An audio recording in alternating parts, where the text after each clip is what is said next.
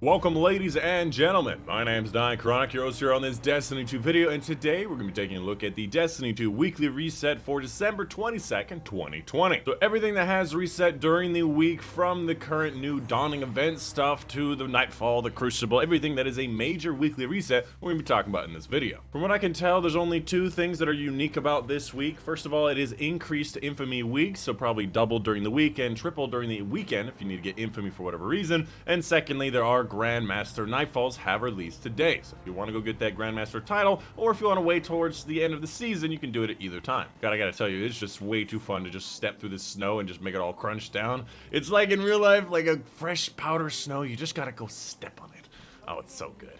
Moving on, let's go ahead and get started with the Nightfall ordeal. This week, the ordeal is going to be Exodus Crash. So it's going to be that invisible vandal dude at the very end, which is, you know, an annoying dude. The modifiers for this week will be Barrier and Overload. And again, we do technically have access to the Grandmaster, which is a lot of Ascendant Shards, exotic gear, lots of fun stuff, and of course, the Conqueror Triumph. The heroic burn for this week will be Arcsinge. The rotating Crucible playlist will be Clash, which is kind of like a team deathmatch. For the rotating Empire Hunt this week, it will be the Technocrat. As for the Deepstone Crypt Challenge this week, it will be Copies of Copies. I don't know what this is. This is the first time we've seen it, but most likely it will take place on the second encounter. As for the mood stuff today, we have things like Omnigul, the Fanatic, and Crota.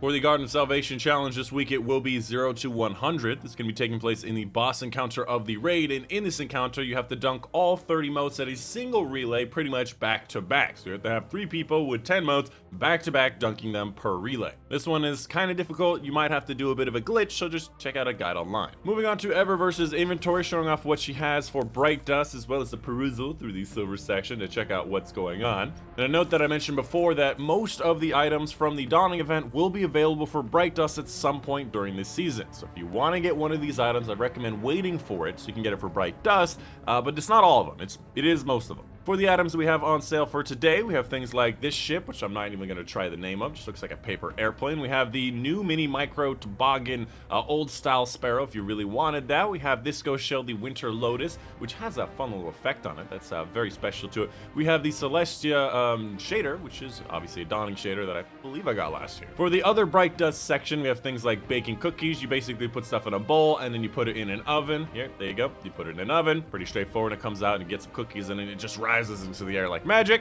You also got the Ho Ho Hum, which is basically just a grumpy old Santa. I do like the look of that. You got the True North shell, which looks like that. Again, a little ghost effect. I got this sparrow here, which ooh, there's a little bit of wintry thing on it. Very interesting and modern looking shell, almost like a hypercar. We got something to say, you know, we just want to, you know, put a boombox over our head. We got the High Five, which is multiplayer emo, pretty straightforward. We got some ghost projections, transmit effects. A lot of these things are really nice. I personally do like the snowman. You do break through a snowman. We got the Celestial again. It's the same one from before. Got a couple other shaders down here. The Dawning Celebration, very purple, looks really nice on certain weapons. And finally, for Hawthorne's inventory, taking a look at her weekly raid challenge. For the Last Wish raid challenge, we have Strength of Memory. Again, this is going to be taking place in the boss encounter, and in this encounter, you cannot shoot the same eye twice. So you have to trade with some other teammate so you can shoot the not same eye. Although I believe lately people have just been sorting her to death, so you don't even need to worry about it. And that's going to be pretty much the end of the video. Let me know in the comments down below if any questions, concerns, tips, tricks, something I missed. A big note here is I will not be live right after this video. I'm usually doing a lot of live streams after these videos, and all the time's on screen right now, but I will be off for the week until next Tuesday for winter holidays and getting stuff done and all that whatnot. But yeah, that is going to be the end of the video. My name's Dychronic, and I'll see you guys on the next one.